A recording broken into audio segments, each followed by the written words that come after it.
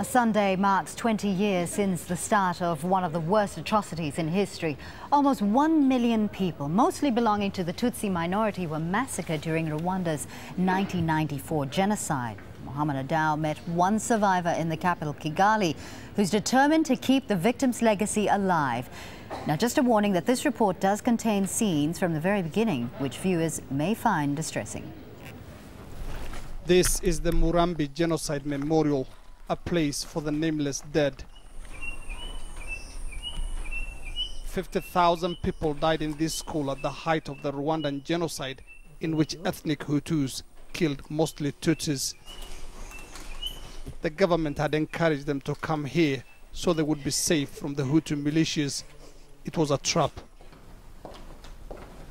Now there are only the remains of the dead to remind the living of what happened. This site represents a crisis of humanity. It's easy to say, well, it happened in a small African country, it has nothing to do with me. But in fact, this site is a representation of the failure of the world. Here in the rooms, there are bodies of victims. Gaspard Mukwie is one of only a few people who survived the massacre at Murambi. But his parents and 8 brothers and sisters were murdered. Today, he works as a site curator. It's by choice, his way of dealing with what happened. I'm feeling proud to serve as a guide to the Genocide Memorial Site because I feel it's my responsibility. I'm concerned. I'm feeling the voice of my dad, mom, and other brothers and sisters who cannot talk again.